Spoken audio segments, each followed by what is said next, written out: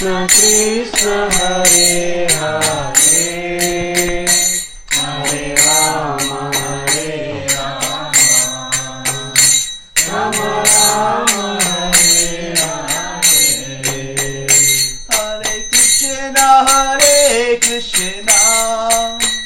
Krishna Krishna Hare Hare Hare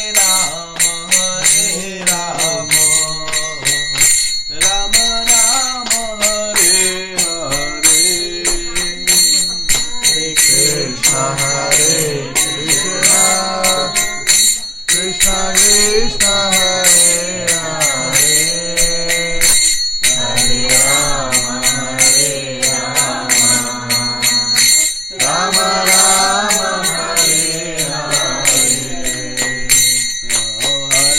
Hare Krishna Krishna Krishna Hare Hare Rama Ram Ram Hare Hare Hare Krishna Krishna Krishna Hare Hare Hare Rama Ram Ram Hare Hare Hare Krishna Krishna Krishna Hare Hare Hare Rama Ram Ram Hare Hare Hare Krishna Krishna Krishna Hare Hare Hare Rama Ram Ram Hare Hare Hare Krishna Krishna Krishna Hare Hare Hare Rama Ram Ram Hare Hare Hare Krishna Krishna Krishna Hare Hare Hare Rama Ram Ram Hare Hare Radha Kunj Bihari Radha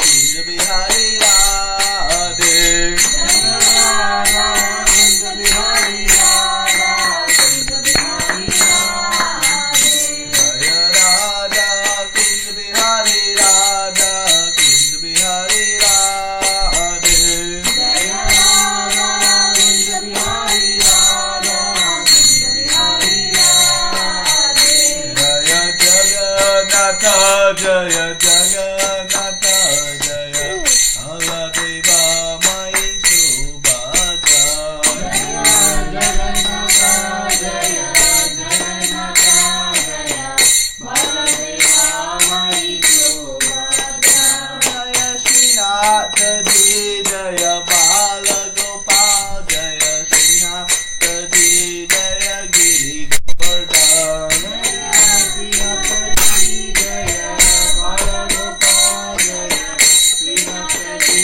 Jaya Giri Govardhan Jaya Gauranitai Jaya Gauranitai Jaya Gauranitai Jaya Gauranitai Jaya Gauranitai Jaya Gauranitai Jaya Gauranitai Jaya Prabhupada Jaya Prabhupada Jaya Prabhupada Jaya Prabhupada Prabhupada Jaya Prabhupada Jaya Prabhupada Jaya Prabhupada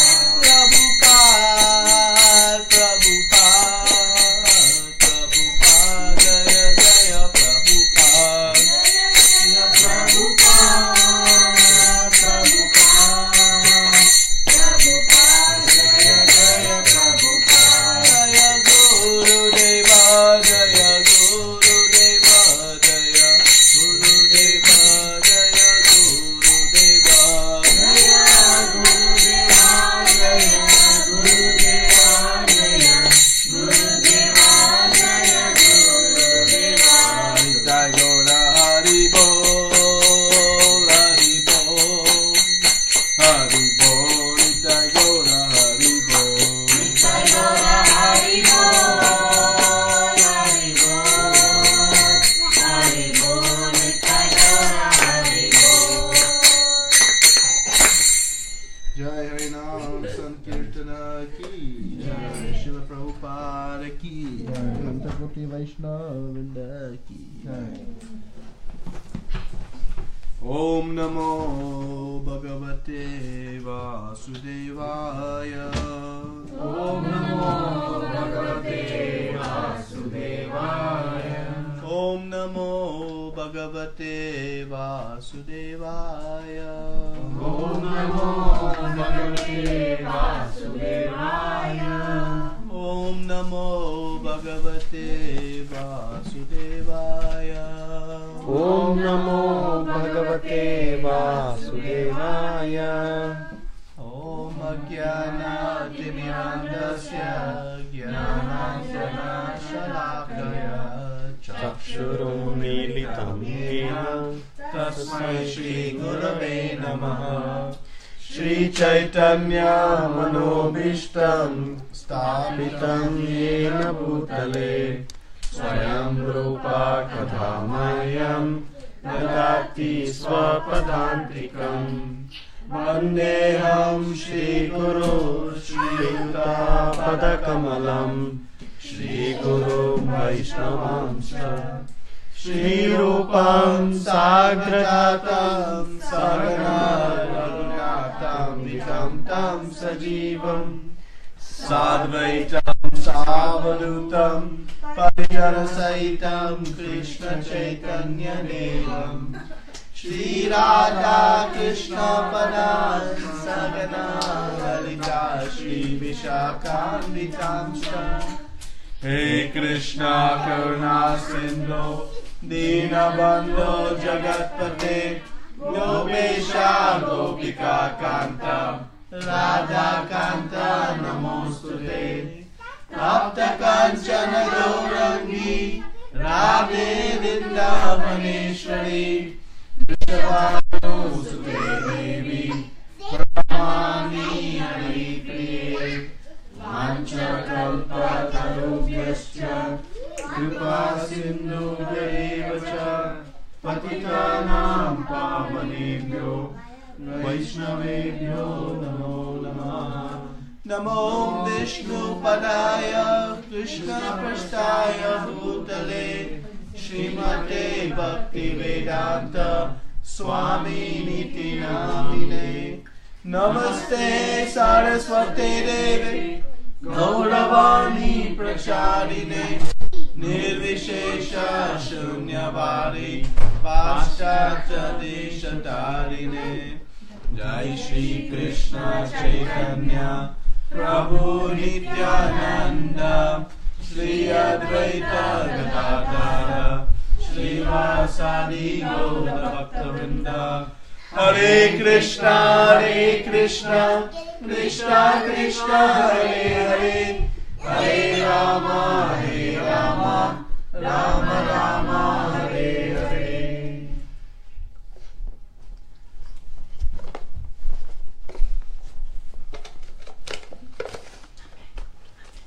Hare Kṛṣṇa. Today we'll continue our study of this second chapter of Bhagavad Gita. So what did we discuss last week?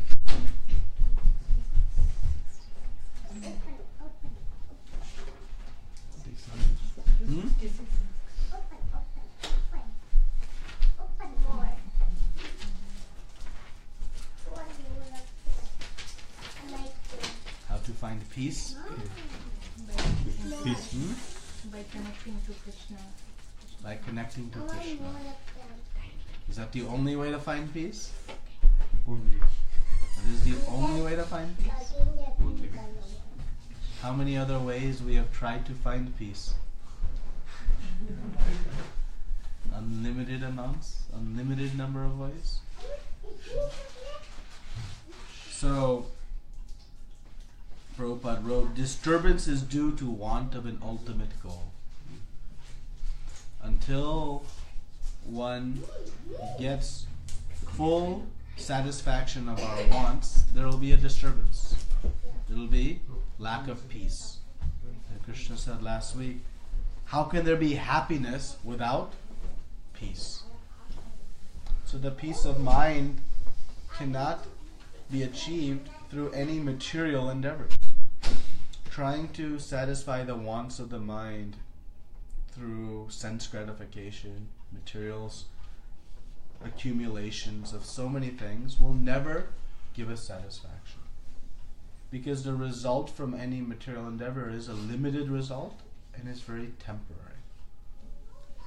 And the needs of us is we want unlimited and eternal. Child doesn't want limited playtime. They want eternal playtime. Right? We don't want limited amounts of fame or wealth. We want unlimited. So until we find how to complete our happiness, we'll be unpeaceful. So Kṛṣṇa was saying that one who is not connected with the Supreme can neither have transcendental intelligence nor a steady mind, without which there is no possibility of peace. So Kṛṣṇa is saying it is only through devotional service, through connecting with Kṛṣṇa, that one can find this peace and happiness. So we have tried so many different ways, but it is not possible. So this relationship with Kṛṣṇa is extremely important.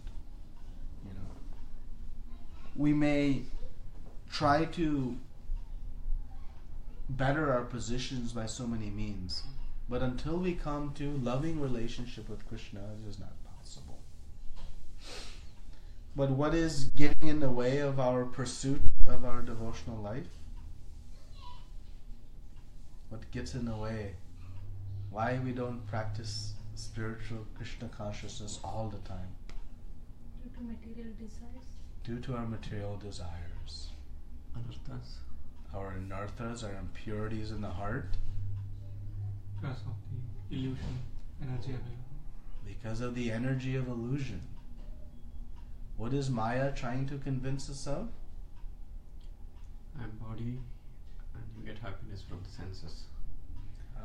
I am this body, and I get happiness independent of Kṛṣṇa.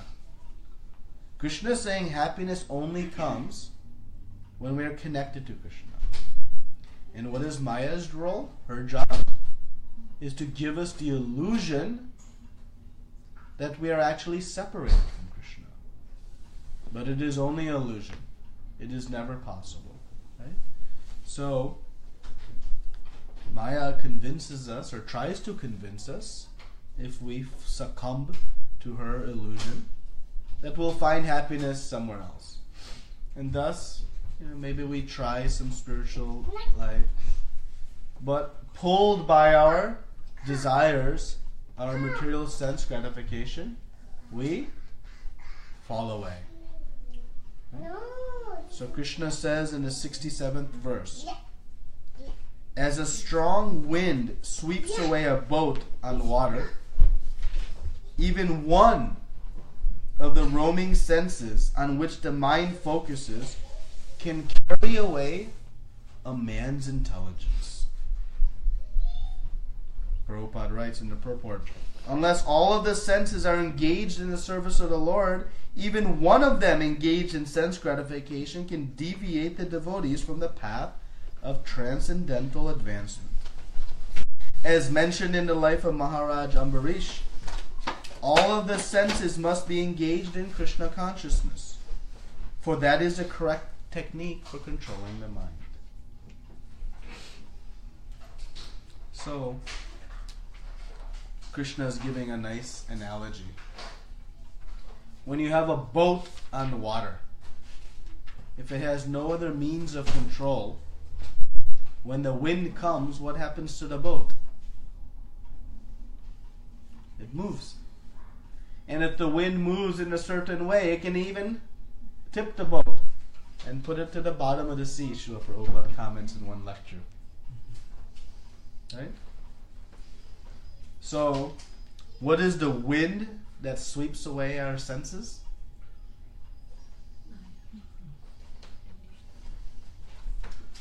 It is our desires. Right? So many desires. And Kṛṣṇa is saying here, even one of the roaming senses. What are the different senses? The five knowledge senses. Which are? Taste. Eye, ear, nose, Tongue, touch, mind.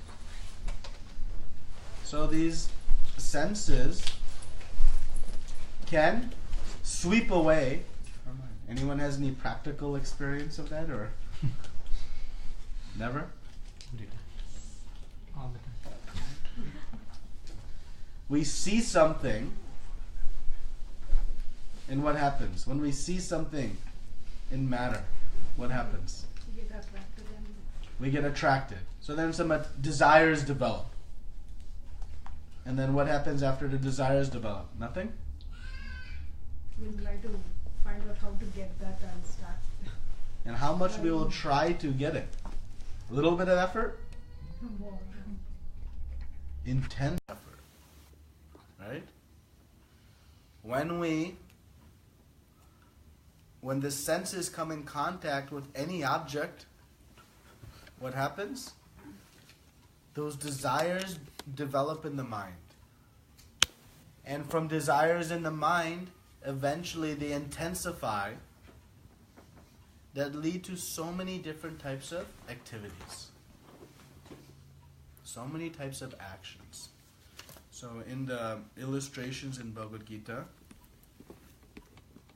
this plate 9 is shown, right? And there's a chariot. And on the chariot there is a passenger. And that passenger is the spirit soul. And what is pulling this chariot? The senses. Those are the strong horses. So we can see the horses can pull the chariot in so many directions. And they have great strength to pull at a very fast pace. So Kṛṣṇa says here that one of the roaming senses on which the mind focuses can even carry away a man's intelligence. What does that mean? What is Kṛṣṇa saying here?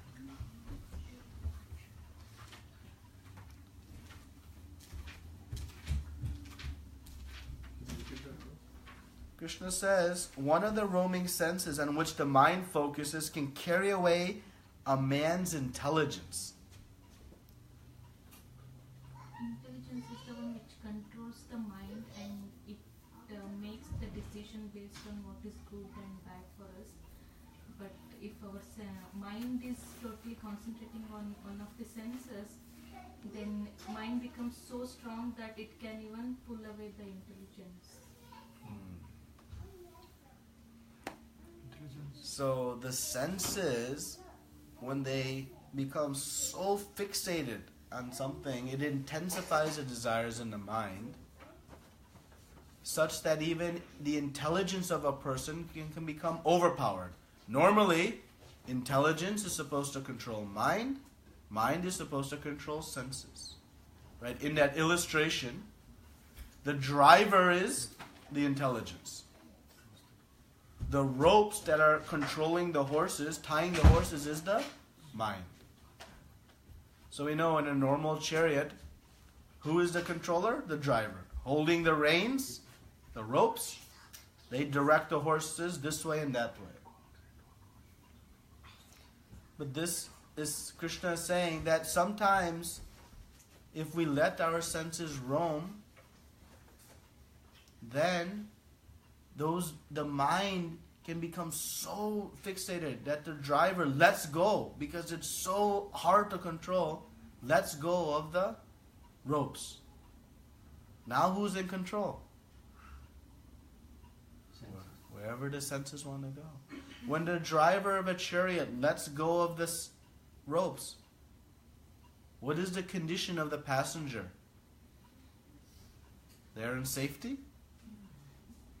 If they're driving on a road and either side is a ditch, what is likely to happen if the driver lets go of the ropes?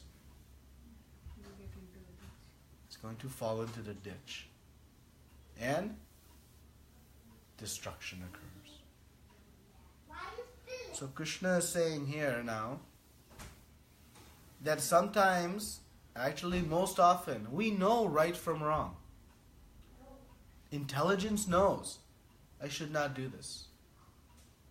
Have we always followed our intelligence?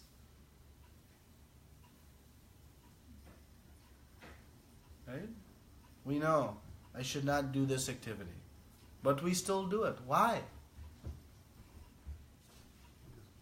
Mind Because of these roaming senses. They create such intense desires in the mind. Right? What are the senses? They are the windows into the mind. If we see something, the desires are stored in the mind. If I hear something, the desires are stored in the mind. If I taste something, desires stored in the mind. And thus, these desires in the mind ultimately start popping up. And they intensify to the point, not it would be nice to have this. I must have it. I must have it.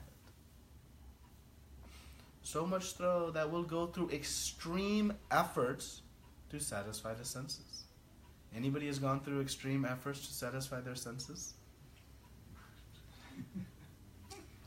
Something back. Most of us, right? You see, some new restaurant comes. People will wait 1 hour, 2 hours, Yeah. just for the satisfaction of satisfying the tongue.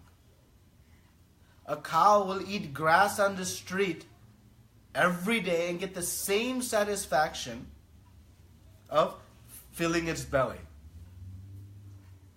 Yet, driven by the mind, will endure such austerity to satisfy the tongue, to simply fill the belly. How much austerity we are willing to endure to go see Kṛṣṇa? Right? Doesn't work. This coming Friday is the perfection of seeing the austerity one will endure to satisfy the senses. You go outside on Thursday evening and you'll see people standing outside of stores. How much austerity is there? Standing in the cold, sacrificing their time with family, whatever they may be doing, so that at 12 o'clock they can get into the store and acquire more things. More things at a deal that they think will give them happiness.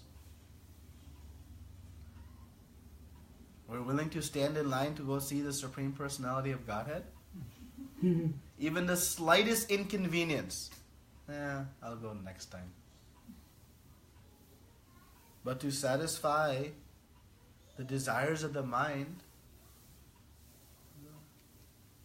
and it all starts with our senses. So Kṛṣṇa is warning us that it can carry away even our intelligence. So we must be very careful not to let the mind roam freely. Right? Kṛṣṇa has already spoken about lust. And he's going to speak about it again in the 3rd chapter. So in the 68th verse, Kṛṣṇa now gives the solution. Therefore, O mighty armed one whose senses are restrained from their objects is certainly of steady intelligence. Prabhupada writes in the Purport. One can curb the forces of sense gratification only by means of Kṛṣṇa consciousness, or engaging all the senses in transcendental loving service of the Lord. As enemies are curbed by a superior force, the senses can similarly be curbed, not by any human endeavor, but only by keeping them engaged in the service of the Lord. One who has understood this, that only by Kṛṣṇa consciousness is one really established in intelligence, and that one should practice this art under guidance of a bona fide spiritual master, is called a sādhaka, or suitable candidate for liberation. So controlling the senses is easy? It's not so easy. Why is controlling the senses not so easy? Because we have been practicing not controlling many years, many lives. Let go, let go. We are following the senses. So we've developed good sadhana in, good practice of not controlling the senses. And also we have envy, like the root of envy is within us. And what does envy lead us to do? Like I want to enjoy, like nobody else should enjoy it. And also fear of the society, like if I follow more, somebody thinks that he become a mad of the god, he is not enjoying. Fear of the society also. Yeah. Our reputation. Our society, people think that what happened to him. Yeah. So fear of our reputation, envy. I want to enjoy more than my neighbor. I want to enjoy more than the president. I want to enjoy more than even Kṛṣṇa. Ultimately, that is the root of our envy. Right? So, these senses are not so easy to control. Right? That's what all the billboards do. They take advantage of our uncontrolled senses. They give us ideas, advertisements on TV, advertisements in magazines. What are they trying to do? Create strong, intense desires for us to accumulate those objects.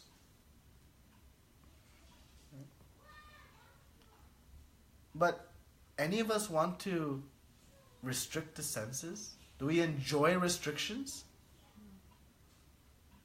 No one enjoys restrictions.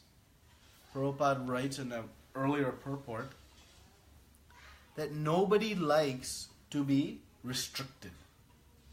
Don't do this. Don't do that. When someone is sick, Prabhupada explains, and the doctor says, restrain from certain eatables. Anybody enjoys that instruction from the doctor? Does the diabetic enjoy no more rasgulla and gulab jamuns? No. They lament and concoct so many ways how I can make it without tripping my diabetes, my blood sugar. Why? Because nobody enjoys restrictions. Okay? So how are we going to control the senses then? Because we want to do things that are going to give us happiness, bliss. So how are we going to control the senses? Is it possible? Can the senses be controlled? Can these rampant wild horses be controlled? Or is this an impossible feat? It'll take time? How? Like over a period we have to practice to control them. We have to practice to control them. So we just stop taking these things. How long that will last? Coming up in 5 weeks, 6 weeks is New Year's resolutions. I will go to the gym. I will lose weight. I will read more. I will watch less TV. All these resolutions are. And how long they last? Days. These resolutions are for the year. They are meant for the year. And they last days. So then, do we have any hope to try to control? I will not eat foodstuffs not offered to the Lord. I will stop watching TV. I will not go see any more movies. I will not take to intoxication. All these things. How long it can last? Very less. Very less. So are we hopeless? How can we then control the senses? Kṛṣṇa consciousness. Engaging in Kṛṣṇa consciousness. How does that help?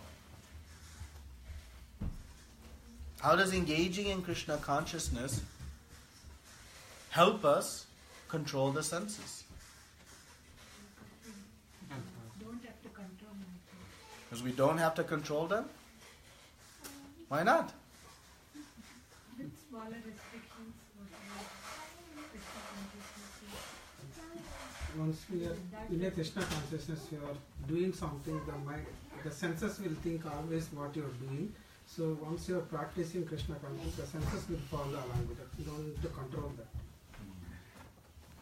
So with intelligence, one engages the senses in Krishna consciousness. And what is the result of engaging the senses in Krishna consciousness? In devotional service? More happiness and purification. One finds happiness, bliss. And what naturally happens through purification to all the material attachments? we slowly get detached from it. Why do we get, so we slowly get detached from them. Why do we get detached from them? Because we see more happiness in something which is in Krishna consciousness. We see more happiness engaging the senses in Krishna. So then automatically what happens? We'll lose the taste for the lower interest. We'll lose the taste for the lower interests. So Prabhupada writes that only by means of Krishna consciousness.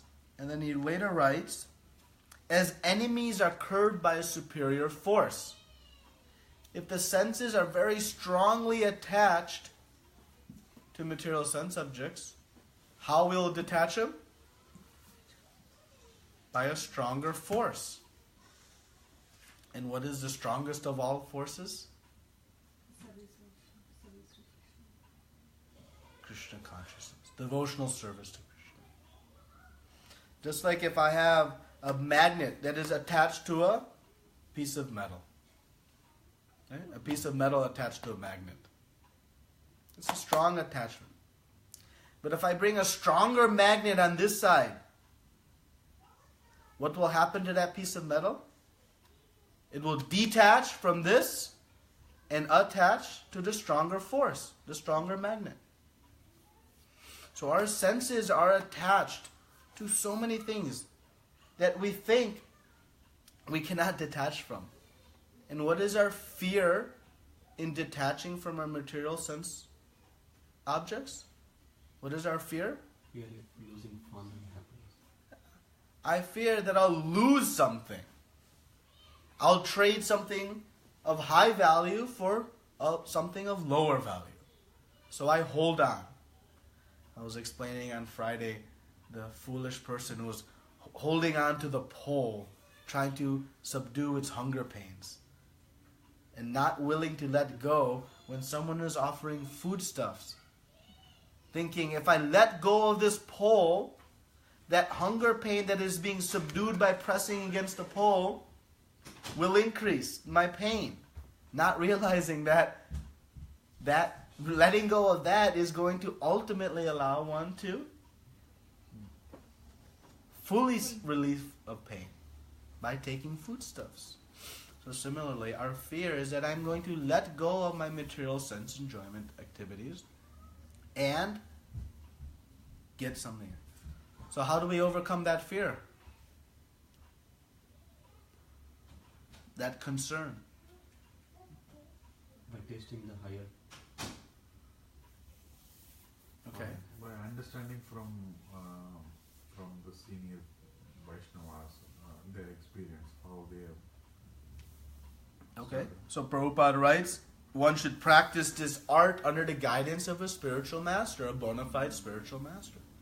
So we learn how, just like one goes to the doctor who is an authority on how to rid ourselves of some bodily ailment, we follow the prescription given by the doctor.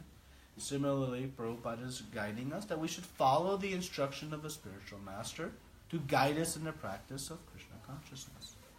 Okay? So we follow the practice. But what will ultimately lead us to continue? Or experience. The experience. And what is that experience?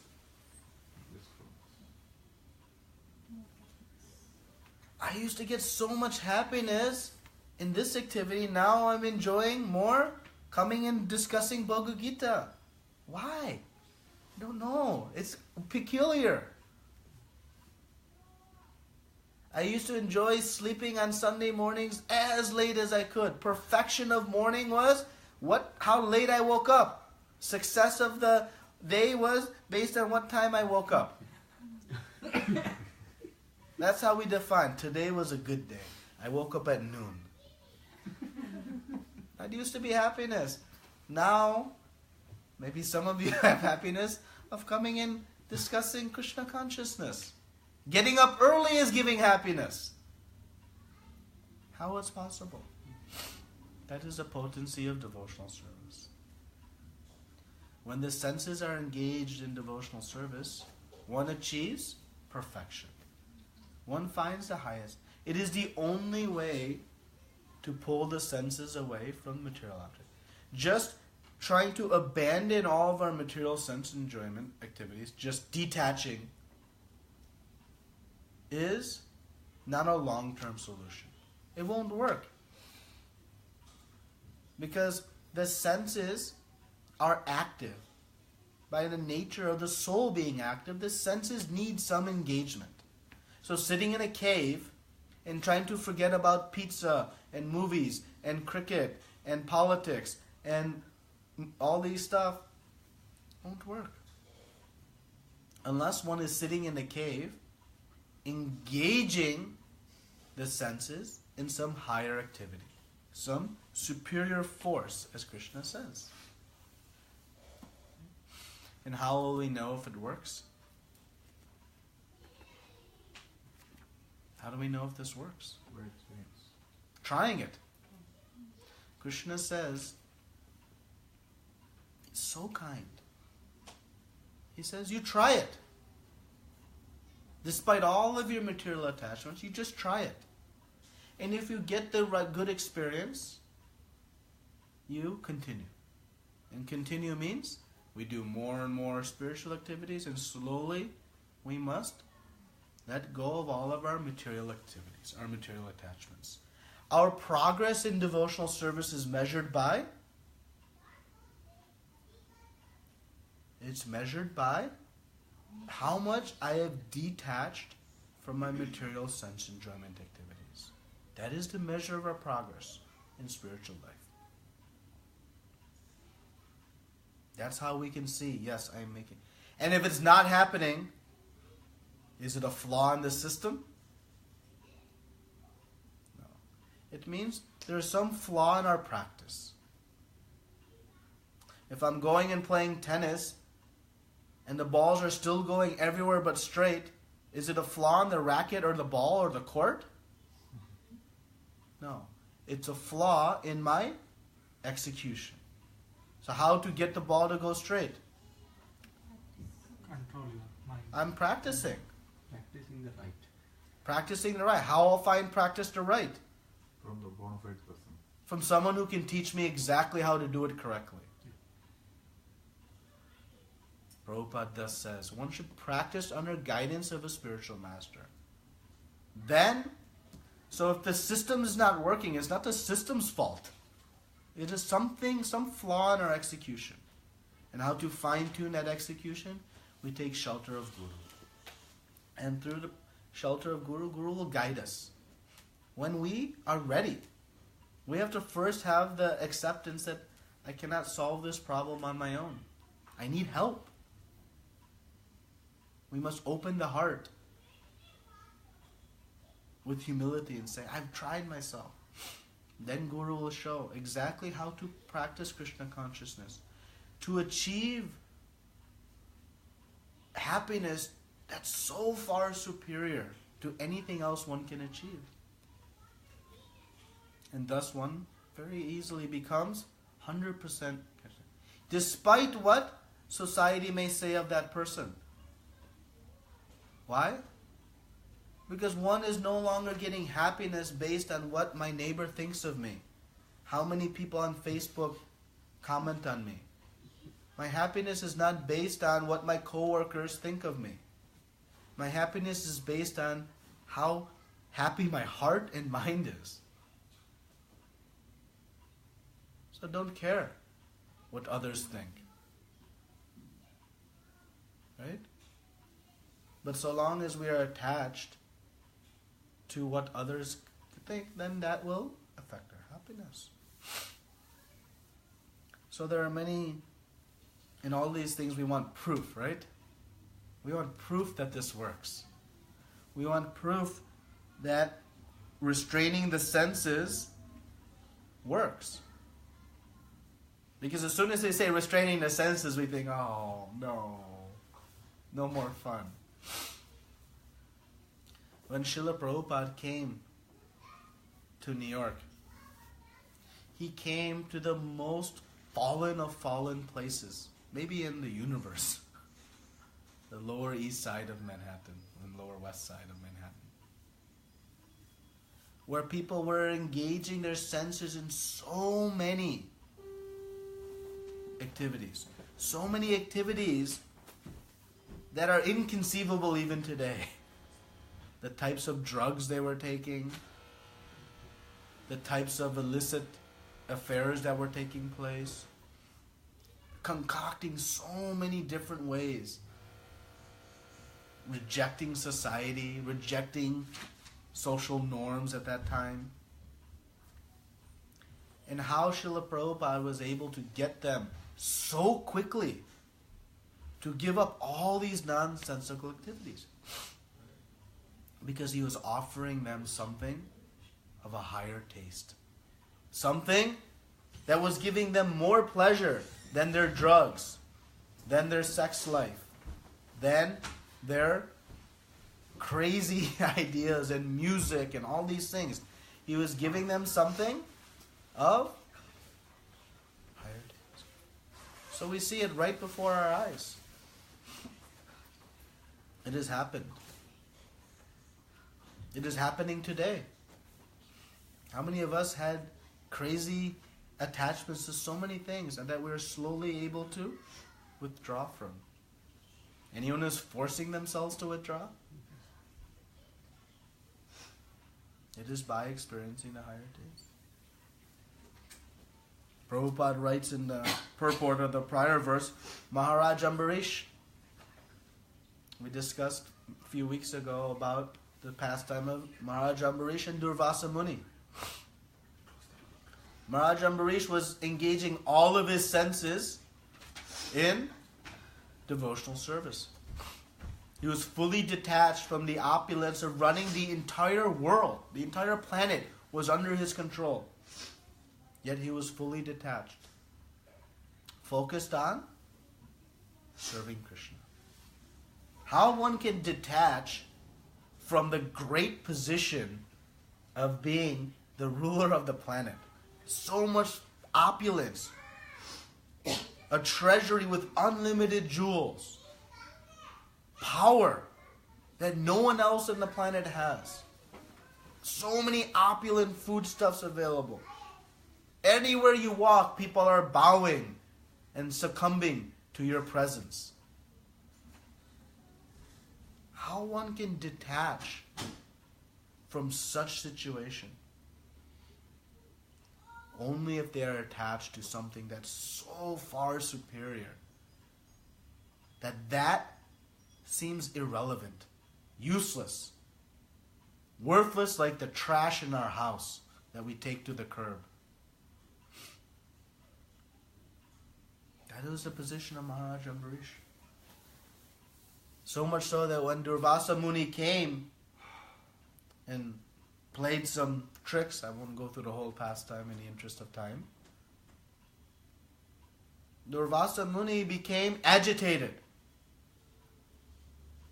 and plucking a hair from his head manifested a very fiery demon to kill Ambarish Maharaj. And what was the condition of Ambarish Maharaj? Peaceful, because he had taken shelter of Kṛṣṇa. And Kṛṣṇa immediately sent his Sudarshan Chakra and destroyed this demon. And then went after Durvasa Muni. Why? Because Durvasa Muni had given harassment to Krishna's devotee. How much protection Krishna gives to his devotees? Don't mess with Krishna's devotees. Bad idea. Bad idea. You can play games with Krishna. He won't get so agitated. But if you disturb his devotees, and Durvasa Muni, feeling the heat of this chakra in the back of his neck, was running to Lord Brahma. Brahma said, I'm helpless. To Lord Shiva, I am helpless. Went all the way to Lord Vishnu. And Vishnu said, I am helpless. I am helpless. Only one who can forgive you is my devotee, who you have harassed. Even Krishna succumbs to the love of his devotee.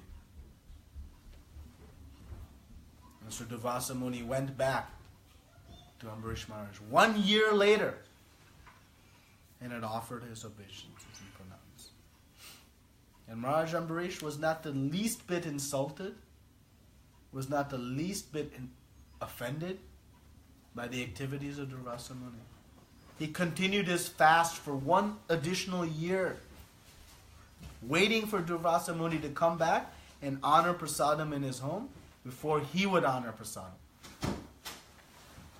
This is the broad-mindedness of a devotee of the Lord. There are so many pastimes showing the power of devotional service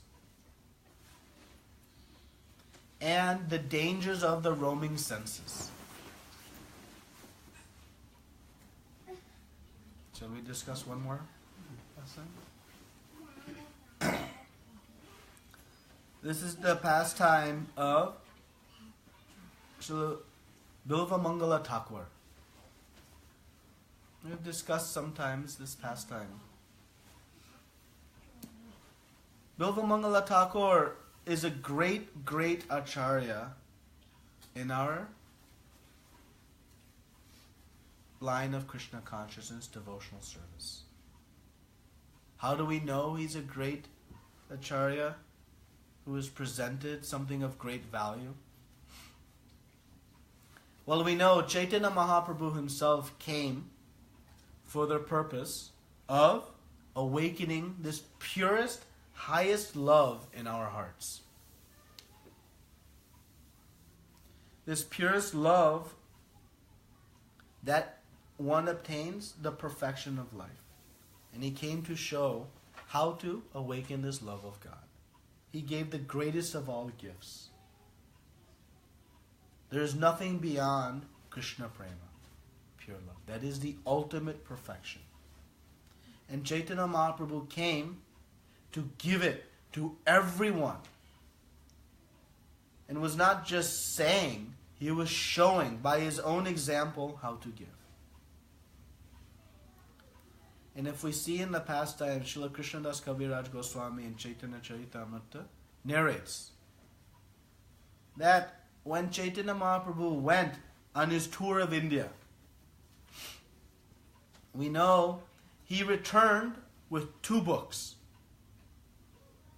One book he discovered at the Adi Keshav temple, which was the Brahma Samhita. The 5th chapter of Brahma Samhita he found, and he took a copy. This is of great value. Now you can imagine traveling in the forest, you pack light, you travel light. So you can see the importance of this. And after going, he continued on, and he came to a place where some devotees were discussing some katha, specifically some Krishna katha. And what they were reading from? A book called the Kṛṣṇa Karnamrita. They were reading from the Kṛṣṇa Karnamrita. And who is the author of the Kṛṣṇa Karnamrita? Srila Bilva Mangala Thakur. He wrote this book. They actually, one of there's three parts. This one part they're discussing from, and this one part Chaitanya Mahaprabhu had copied, and he took it with him.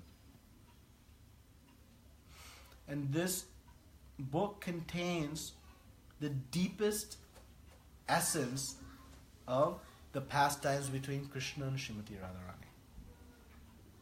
At such a high level that we cannot even approach it until one has such purity in the heart. Srila Bilva Mangala Thakur had experienced these pastimes and wrote these most deepest verses. Particularly in most of India, and particularly in the south of India, you don't see as much focus on this intimate relationship between Kṛṣṇa and his devotees. You see more in the awe and reverence. Right? That is the predominant philosophy. But there are a few exceptions where one is gone to this madhurya rasa, this highest rasa of relationship. And Srila Bilva Mangala Thakur wrote this Kṛṣṇa Karnamrita. When Chaitanya Mahaprabhu entered his Antya Leela, the last section of his pastimes here, and towards the latter part of that Antya Leela, he went into a very private position where he very intensely was experiencing the love from the position of devotee with Kṛṣṇa, specifically in the mood of intense separation. And he would go into so many different ecstatic moods. And there were very few devotees that were with him at this time. And Swarup Damodar, Ramananda Rai were amongst those. And Krishnadas Kaviraj Goswami explains that what Chaitanya Mahaprabhu was hearing from at this time, he was hearing from this Kṛṣṇa Karnamrita. In addition to Jaidev Goswami's Geet Govind and a few others. But this was one of the main books he was hearing from. So we can see this Bilva Mangala Thakur is a great, great acharya who expounded upon this very deep relationship that exists between Kṛṣṇa and his most beloved devotee, Śrīmati Radharani. And by studying this, we can awaken our mood. So who is Bilva Mangala Thakur? And his pastime is very interesting. Because he had a senses that were roaming also. But this pastime shows the potency of devotional service. How, despite how uncontrolled our senses may be, if we practice spiritual life, one can reach the highest perfection. So much so that Bilva Mangala Thakur's book was enchanting the heart and mind of Chaitanya Mahaprabhu in his mood of a devotee. The Supreme Personality of Godhead. So we can see, because if we just get to the pastime, we'll think, oh, this is some fallen person. We have to see how elevated Bilva Mangala Thakur is actually. You can see there are so many commentaries in our Sampradaya on this Kṛṣṇa Karnamrita. Again, giving us the importance of it. Srila Prabhupāda comments in so many places, Srimad Bhagavatam, Chaitanya Charitamrita, even in Bhagavad Gita, in the purports about Bilva Mangala Thakur. So he's a great acharya in our line. So, his story is like this. So, in a prior life, actually, he was a very elevated personality, had perfected his way. We know, to reach Krishna Prema, one starts with Shraddha, faith, then begins to associate sadhu sangha, bhajana kriya, begins to practice, then one becomes purified, anartha nivritti. Right? Once one is purified of heart, then nishta comes, we become fixed. Then the ruchi, the taste comes. And from there, this attachment, intense attachment of Shakti comes. And once the Shakti comes, then Bhava comes. Bhava is the stage immediately before Krishna Prema. So Bilva Mangala Thakur in his prior life had reached the stage of bhava, Prabhupada explains. And for some reason had stopped there and actually had fallen back. Now Kṛṣṇa says there is no loss or diminution in our devotional life. Whatever we do, we pick up from there. And in the 8th chapter, Kṛṣṇa says, if one does not complete their devotional life, they come back and they're born in either aristocratic family or a great Brahmana family, where one may have a chance to continue. So Bilva Mangala Thakur, which is actually his later name, I'm forgetting his given name, it starts with an S, appeared in a very nice Brahmin family in South India, in Kerala. And he, was living his life. But as we know, being born in a family does not ensure success. It ensures nothing. It gives us an opportunity, but we still have to take it. So Bilva Mangala Thakur came to the point where he became very, very attached to a woman. Prabhupada explains in one lecture, like we say in Western world, a girlfriend. But in India they call it prostitute. And this prostitute's name was Chintamani. And he became very, very obsessed with her. Every night was going through great lengths to engage with her. On the night of performing the Shraddha ceremony for his deceased father, Prabhupada comments that he was telling the priest, please haste, please haste, please haste. Meaning, hurry up. Why hurry up? Because he was eager to go see Chintamani. Even in this ceremony. This is the power of the roaming senses. It carries away one's intelligence. Performing puja for his father. The senses took his mind away. He wasn't even there in thought or consciousness, though physically there. How powerful the senses are. Of the great person who had reached bhava bhakti. So what to speak of us? What to speak of us? So that after this puja was almost done, not even done, who don't know exactly, he took some food stuffs and left. And as soon as he walked out, he saw intense torrents of rain. Big storm. Did he think, I'll go tomorrow? I won't melt. And he went. And he's walking, and Chintamani lived across the river. So ordinarily he would hire a boatman to take him across.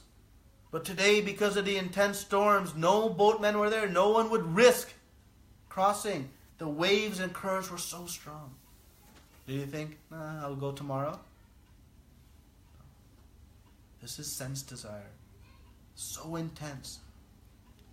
So he jumped into the river with torrents, waves so strong. And he saw what he thought was one log coming by. And he latched on thinking, this will help me. And he began to swim across. And later he realized it was a dead corpse that he had latched onto. Blinded. Blinded by what? Darkness? This is what we do. We see, we rationalize, it's okay. It's okay. And he reached the other shore. Chintamani thinking, today of course he will not come. It's such horrific weather. He'll not come. So she had closed the door, locked the gate, and went inside to take rest. So when Bilva Mangala Thakur approached, he saw it locked. He began banging. But there was so much lightning and thunder and shaking of the trees that his banging could not be perceived. She could not hear. He's yelling, Chintamani! Nothing. his voice being drowned out by the thunderous, loud shakings. Not happening. He gave up. I'll go back. He sees what he thought was a rope or a vine over the fence. And so he used it and he climbed up over the wall and fell on the other side.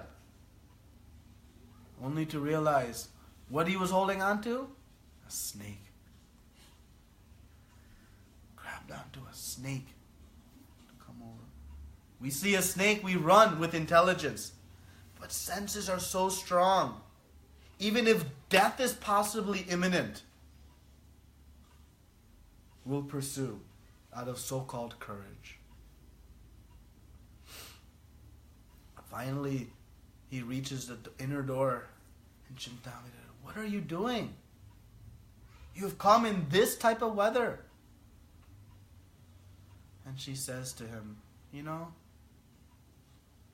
if you had this much attachment to Kṛṣṇa, how perfect your life would become." And that struck Bilvamangala Thakur. Shook his consciousness. And he said, "Wow, you are right." And immediately he left and went towards Vrindavan. This is the power of Chintamani was acting as guru. The instructions. And along the way, he was walking. But still, his senses were raging. And he was following behind one mercantile man and woman, his wife. And seeing a saintly person, the husband approached and said, "What are you? You're following us?" And Bilvamangala Thakur explained that, "I have desire to embrace your wife." And this mercantile man said, "You're a saintly person. That is your wish?" And he instructed his wife that you prepare and embrace. And as Bilvamangala Thakur was, he asked this man's wife, "Please give me your hairpin." What? And she took the hairpin gift, and Bilvamangala Thakur gouged out his eyes, blinded himself. He realized that these senses, they go roaming.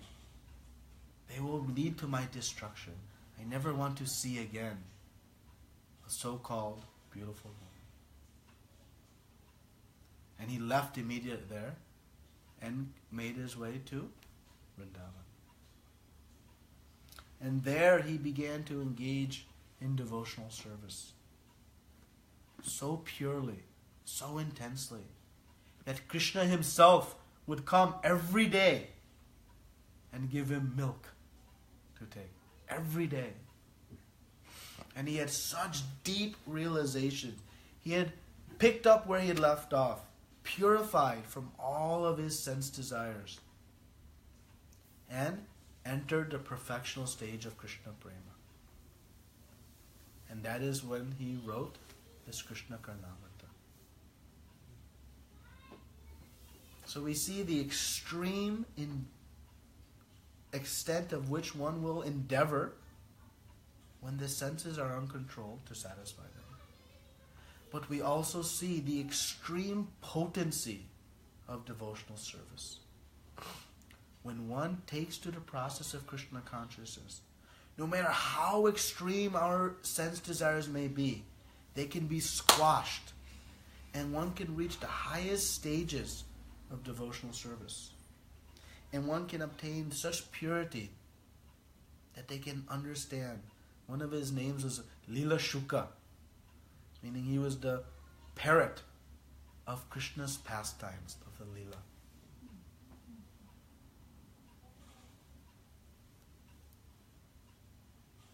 Chaitanya Mahaprabhu advises, our acharyas advise, one should read this Kṛṣṇa Karnamrita once one is purified, to really understand this relationship between Kṛṣṇa and his pure devotees.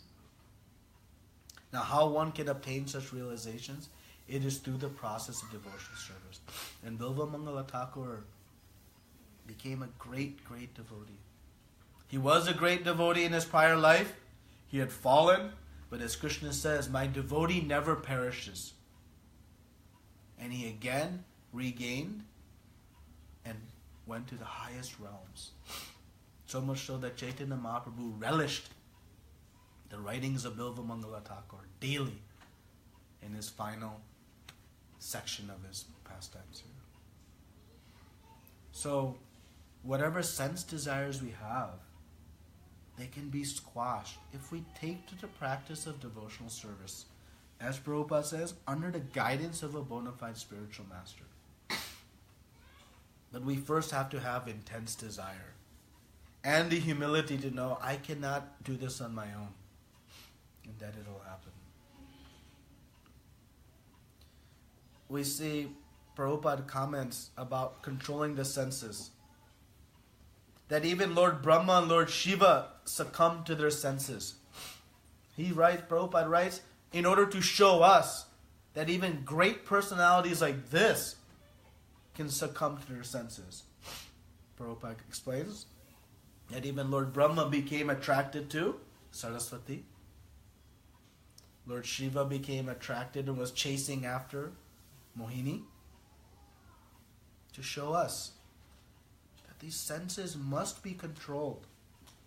Because if they do not, they can take us to a very bad place.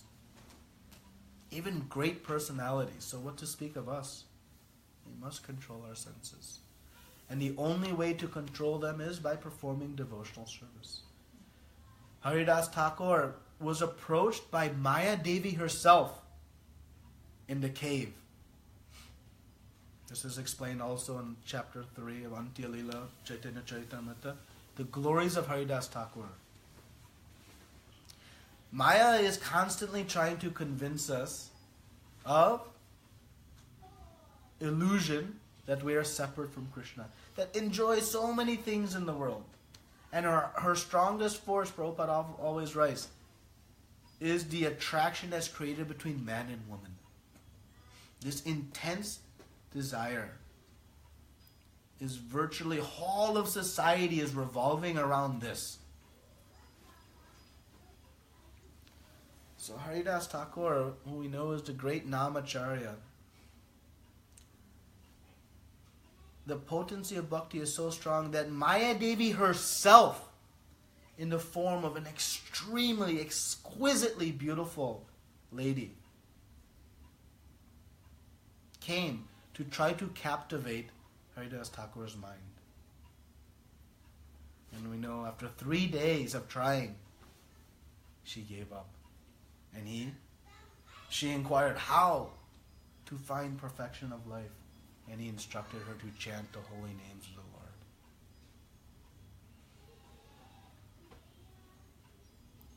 Great, great personalities have found perfection in the strength of devotional service. So it is the only means by which we can restrain our senses.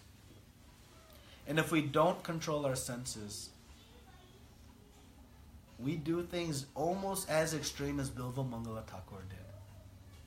If we really objectively analyze some of our endeavors, they're crazy. But by the power of Kṛṣṇa consciousness, this superior force, one can overcome them. And we see it over and over again. We see it in the histories of these different pastimes, and we see it in modern day. There are Bilva Mangala Thakurs of early years. There are Durvasa Munis, Mugari hunters running Jagaima all around us. All of us have these tendencies. And by practicing spirituality, we've made some progress in curbing this. So it works. We have tangible proof. But we have to take to the process. And we have to take to it sincerely. We sincerely try to pursue our sense gratification. We must sincerely pursue the path of devotional service. And it'll be overcome fast. There are many, many pastimes, but we'll stop there. Any questions or comments? Yeah. So, Prabhuji, you mentioned that Maya Devi came to Haridas Thakur, right? Mm-hmm. So, like, as I understand, Maya Devi is nothing but Krishna's external energy. Yes. So, like, won't she know already that chanting the holy name is the thing to do? Not necessarily, and she also came to glorify Haridas Thakur, to show the great potency of devotional service. This knowing of chanting of the holy names, we take for granted, because Chaitanya Mahaprabhu was distributing it. Lord Nityananda was distributing it in the marketplace of the holy names. But it is still a very confidential matter. Meaning, not so many people fully understand it. By the mercy of our Guru Parampara, chanting in every village as Chaitanya Mahaprabhu was expounded is now coming out. But this is a very potent and also secret, but now becoming less secret path of devotional service. These pastimes that Chaitanya Mahaprabhu showed and is giving to all of us, even great personalities like Narada Muni cannot enter. To what to speak of us? In Nectar of Instruction, Srila Prabhupada comments that, the importance of taking bath in Radhakund.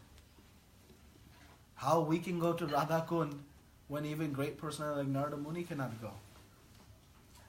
It is by the mercy of Chaitanya Mahaprabhu that he has made that available to us.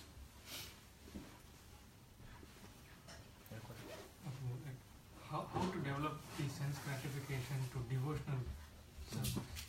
How to develop that attachment to devotional service? Well, how did we develop attachment to our sense desires? Well, we heard about things, we saw things, we smelled things, we engaged our senses in those desires. So, Kṛṣṇa recommends, and Rupa Goswami gives more details in Bhakti Rasamrita Sindhu, that we must engage the senses in devotional service. Then, one will achieve perfection. Okay? He says, Sarvo pari nirmaktam tat paretvana nirmalam rishikesha rishikena sevanam bhaktir uchyate. He says, when one engages the senses in Rishikesha, who is the master of all senses, then one becomes purified. The senses become purified. And one becomes free from all material miseries. So when that happens, we become attached. So we have to engage our senses. We should use our eyes to see the forms of the Lord. We should use our ears to hear of the beautiful pastimes of the Lord. We should use our nose to smell the flowers that have been offered to the Lord. We should use our tongue to only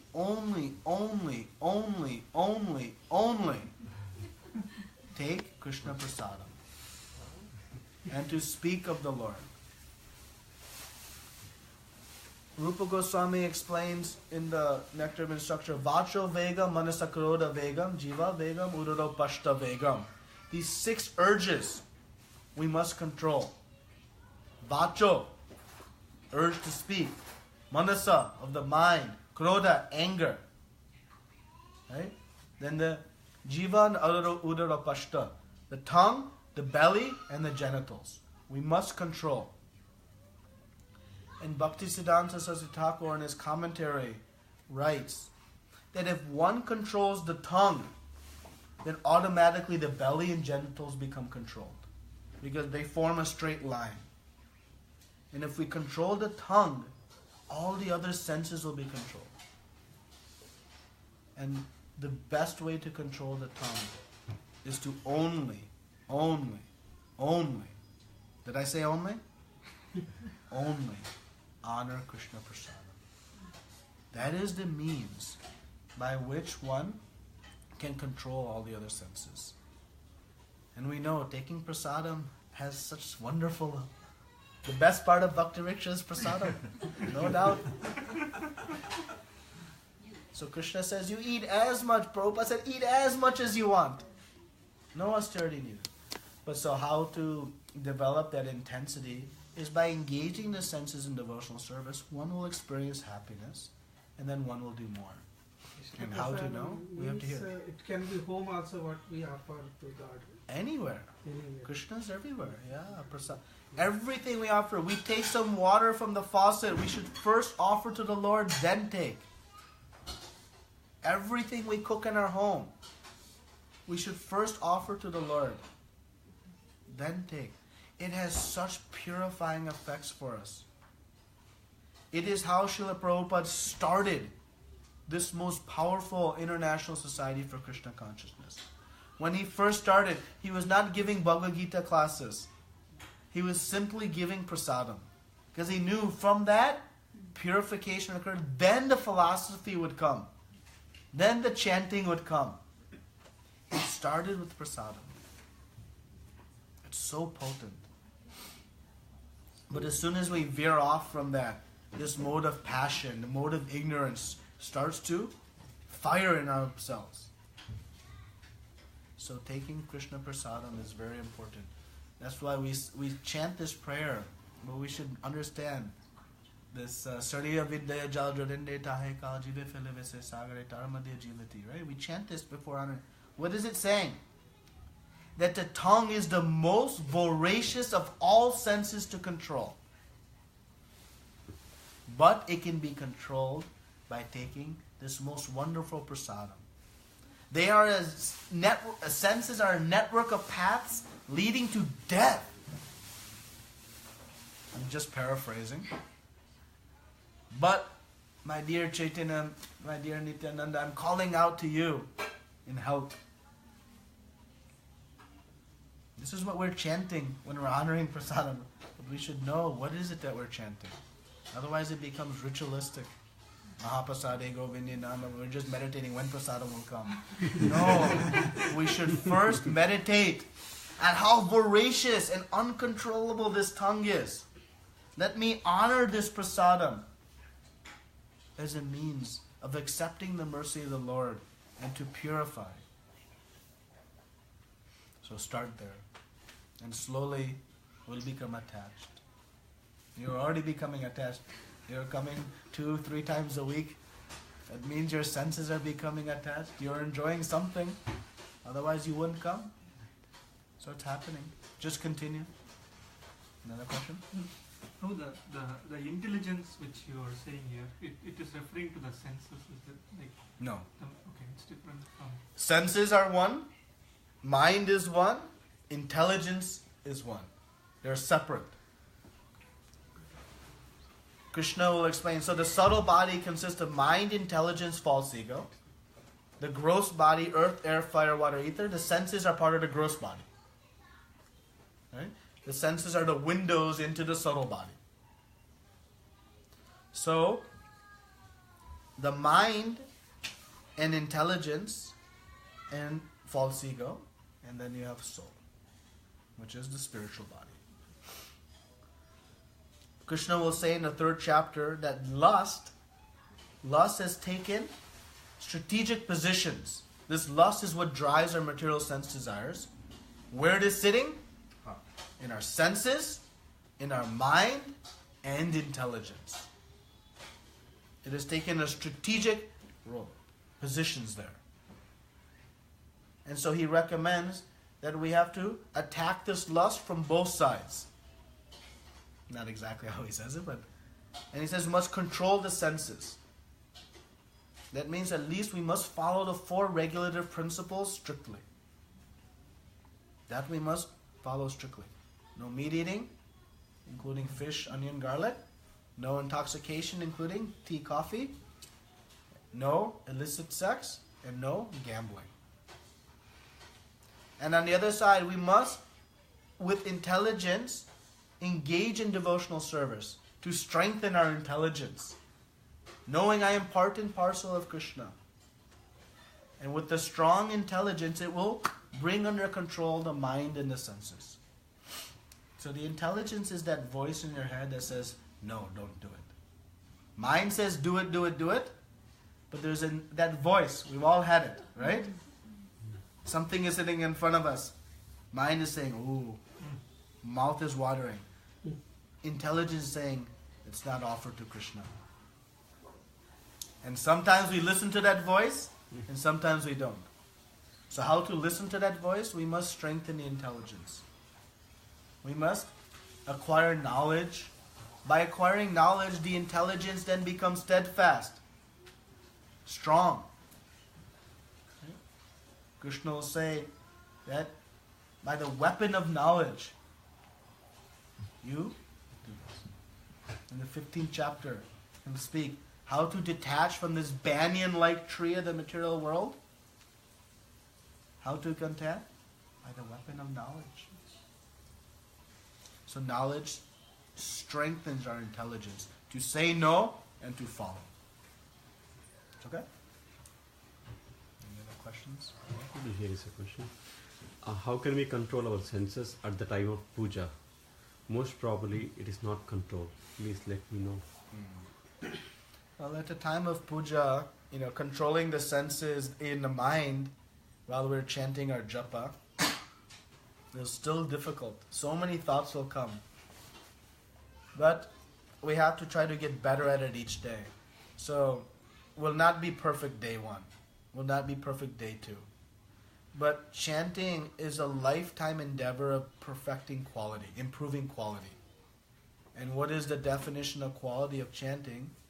Is focus on Kṛṣṇa, controlling the senses from all other activities. So, by practice, one will become better. By practice, one becomes... How we become great at driving?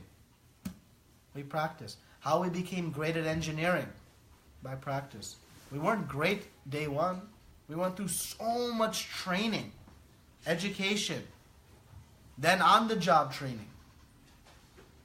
So how to become great at concentrating the mind and senses in doing our devotional service? It takes practice. But we must practice wisely, not just making something up. We practice wisely. And the best way to improve our chanting is to become regulated in our chanting. Not mechanical, but regulated.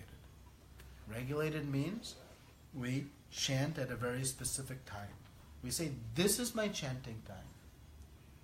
This is my chanting place. Vaisheshika Prabhu gives nice classes and seminars on how to improve our chanting. So we should even have a chanting place.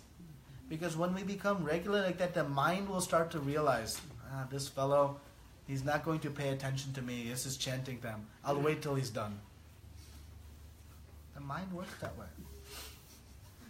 Put the phones away. Turn it on silent. Don't even put it away, because if it rings, our mind will go there. Just put it on silent. What urgent is going to happen in the 1.5 hours of chanting or japa, 2 hours chanting or japa? So in this way, we can try to...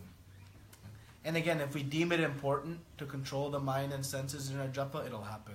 If we have no intention to control it, then it won't happen. So we have to set an intention for our practice.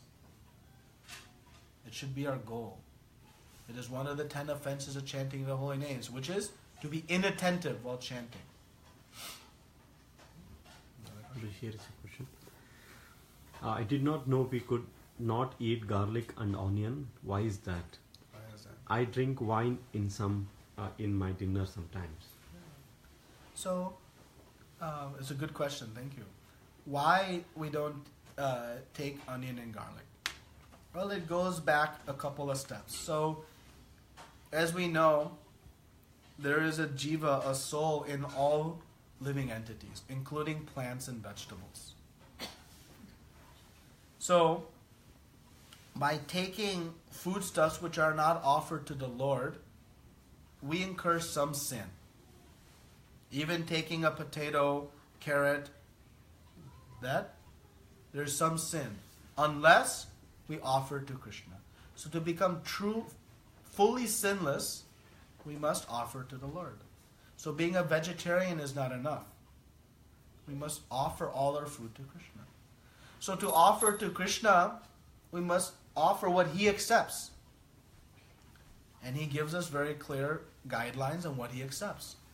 And one of the things he says is that I don't accept foodstuffs in the mode of passion or ignorance. So onion and garlic are two foods that are categorized in the mode of passion. They are pungent foods. Kṛṣṇa will explain later in the Bhagavad Gita how foods are categorized in goodness, passion, and ignorance. Goodness are fresh foods that extend life, fruits, vegetables, milk. Mode of passion are very spicy and pungent foods. And in ignorance are decomposed, putrid foods which are considered flesh. So because we desire to take foodstuffs in a way that does not create any reactions, we have to offer to the Lord. And to offer to the Lord, we must offer what He accepts, and He does not accept onions and garlic. And thus we abstain. Yes, some will argue there are medical benefits for taking that and that. Yes, that may help the body, but is it helping the soul? If helping the body comes at the expense of helping the soul, what we will do? If we have an opportunity to help our car, but it'll hurt us, will we help our car? No. We'll first focus on us. So our decision should be first, what is good for my soul? Then I'll determine what is good for the body. So in this reason. And then taking in wine, we should try to abstain from taking any intoxication, because the intoxication clouds the mind. And it then becomes a barrier to focusing on Kṛṣṇa. So we should practice some austerity and abstain from intoxication. And trust me, when you replace wine with the nectar of the holy names of the Lord, the pastimes of the Lord, the forms of the Lord, the intoxication experienced in love of God will far surpass any material intoxication. So slowly try to abstain. Kṛṣṇa, understands it may take some time, but endeavor, and it'll happen. Pray to Him, and it'll happen. It is good for us. It is very good for us. Prabhuji, when you say tea, right, that is also intoxication. Yeah. And if we avoid this Indian tea powder, and if we avoid that this one, organic things which are from green tea or something like that is also intoxication. No, as long as there's no caffeine, any types of herbal teas and things like that are fine to take. Ginger teas, but again, it should be non-caffeinated. The caffeine is the intoxication.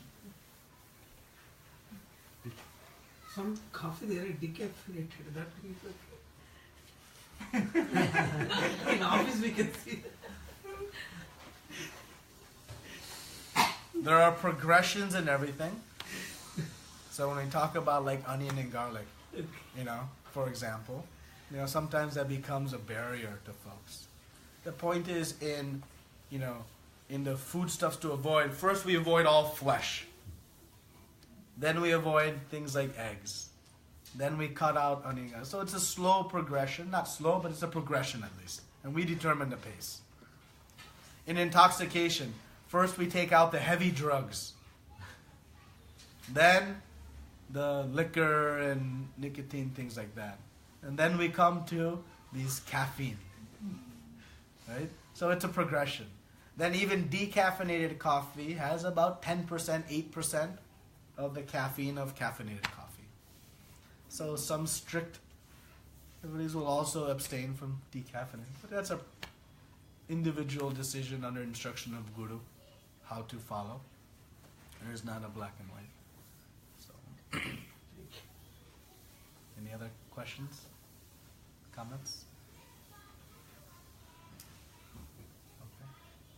When you have bhakti, but you also want to do you said for chanting we have to maintain the timing and the place, and you really have a bhakti and you want to do that, but for some reason if you cannot do that one. So what's the question? Yeah, for some reason if you cannot do that one, not only that day, if you cannot do that at all. So what is that? If you just have bhakti. Well, what is meaning I have bhakti? Having bhakti means I have love of Kṛṣṇa. If I have love of Kṛṣṇa, what obstacles are getting in my way? he would catch a snake and fall. Nothing would get in our way, right? So we should say we don't have bhakti. At least I don't have bhakti. We're trying to acquire bhakti. We're trying to become a devotee of Kṛṣṇa. Have some desire. But is it as intense as our other desires? Right? But there are always practical limitations. Sometimes our japa will get interrupted. But we have to endeavor with enthusiasm. Endeavor sincerely. Rupa Goswami says to make progress in devotional service, we must have enthusiasm and humility. Enthusiasm and humility. If we're extremely enthusiastic and we're very humble, surrender to the mercy of Kṛṣṇa and Guru, then we'll make progress. So we want to get better. Yeah, there are going to be occasional disturbances, but if we have strong, sincere desire, Kṛṣṇa will also help us, help remove those things. But tests will come also. He gives us some tests, some obstacles, and see, does my devotee falter or does he succeed? And when the devotee succeeds over those tests, he clears great paths for us to move forward. And then another test will come. And those tests are our greatest fortune. Because by crossing those tests, we obtain a new realm of Kṛṣṇa's mercy, without which we wouldn't purify. Those tests help us purify. So we must cross those tests. We must move forward and be determined. Whatever we are determined to, we make happen. Do we ever miss eating? Do we miss sleeping? We're determined to eat. We're determined to sleep. Sunday feast come, no one misses prasadam. Arti people may miss, class people may miss, but prasadam, why 100%? It's a miracle. In the class, only 40, 50 people are there. Arti maybe 7,500, but 400 plates of prasadam are served. Where are they coming from? Because prasadam no one misses. We are determined. So same way we should be determined. It's good to be determined in prasadam also. But we should be equally determined in our chanting and everything else. Here is a comment and a question. I love coffee a lot, but I cannot switch over. But I can switch over to decaffeinated because I love Hare Kṛṣṇa. Great. Will I still be blessed if I don't follow everything? Yeah, Kṛṣṇa will see what we do. He looks at the good in what we do, and that's what he focuses on. Our endeavor should try to do everything. Again, it's in stages. We're not going to become perfect overnight. So our goal is to each day get a little bit better than yesterday. To just endeavor to make a little bit of progress. And, what we say, everything I'm not doing, we know I probably shouldn't do, but maybe I'm not yet ready to detach from those. But our goal should be to detach and take to the shelter of Kṛṣṇa to help us. And slowly it will happen. We don't have to become extreme also. Extreme in the sense that, Kṛṣṇa doesn't say if you are not a pure devotee, you can't do devotional service. He says even if you have bhukti, this desire for material sensitivity, still you can start devotional service. But to perfect devotional service, anyabhilashita shunyam, all desires must go away in order to reach perfection of devotional service. And how those desires will go away is by the mercy of Kṛṣṇa. So just endeavor sincerely, do your best, and rely on Kṛṣṇa's mercy, Guru's mercy to make it happen. And it'll happen. Yes, a question for Guruji. Guruji, why the miserable days are longer than the happier or good days? And one more question related to this, like how can we feel Satchit and Ananda? So the miserable days are longer than I think factually there are still 24 hours in the miserable day and 24 hours in the blissful day. So it is our perception, right? And the duality exists only in the material world. What does duality mean? Good and bad. In the spiritual world, there is only good. There is no bad. So as long as we are attached by the influence of Maya to our material conception, our material bodies, we'll have duality. We'll have good and bad. But Kṛṣṇa said earlier in the second chapter that as one tolerates the changing of the seasons, one should tolerate and be equal in both good and bad. Meaning, good and bad is going to come to us. Difficulty is going to come to us because of our past karma. But because we are taking to Kṛṣṇa consciousness, the Lord is minimizing those. Some good will also come. Good will come, the devotee feels, because of the mercy of the Lord, but also due to our past karma. So there's nothing we can do about it. So our mood should be to try to transcend, elevate our consciousness, get beyond the good and bad days of the body, and focus on the spirit in bhakti. So that is the means. But why it feels? Because miserable life stinks. Nobody enjoys it. So time goes slow. When we're in devotional service during days like Janmashtami, and you are fully engaged in service, how fast the day goes. Before you know it, even the fasting seems to go fast, quickly. So that is the nature. Happiness is more fun. We all want it. What is this? How to experience Satchitananda? Well, Satchitananda, that is the process of self-realization. The self is, the soul is Satchitananda. It is eternal, full of knowledge, and full of happiness. But happiness comes not from the body. It comes from the soul and its relationship with Kṛṣṇa. So how to experience it? One must come to self-realization. That's why Kṛṣṇa says, Brahma bhuta prasanatma na shrotati na kamkshati sama sarveshu bhuteshu mad bhaktim labate param.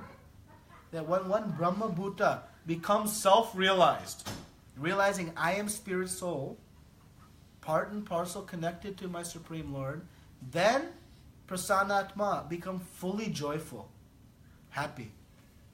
No more lamenting, no more hankering. I become friendly and a well-wisher of everyone around me. I have no envy, no hatred. Fully content, happy in realizing I am part and parcel of Kṛṣṇa. That is a self-realization. So to experience this Sat Chitanananda, we must connect with where we come from. Because Kṛṣṇa is the supreme, unlimited Sat Chitananda Vigraha. So it is a relationship with Kṛṣṇa which we will then experience. The material world is the opposite. It is not Sat, it is Asat. It is temporary. It is not Chit, full of knowledge. It is full of avidya, ignorance. And there is no Ananda. It is Dukhalayam.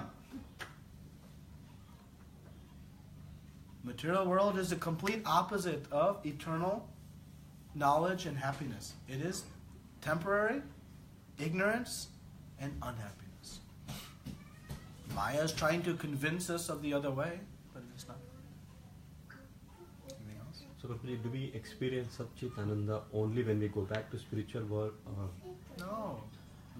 Liberation occurs immediately as one becomes free from the modes of material nature. Liberation occurs as soon as one transcends the modes of material nature and engages in relationship with Kṛṣṇa. So Satchitananda will not be experienced only in the spiritual world. It can be experienced tomorrow. It can be experienced today. If one takes to the process of devotional service. So it can happen immediately. It is not a matter of time or geography. It is a matter of consciousness. Anything else? Okay. So we'll take the process of chanting now. The holy names of the Lord. Srila Prabhupada ki Jai. Ananta Koti Vaishnavrinda ki Jai.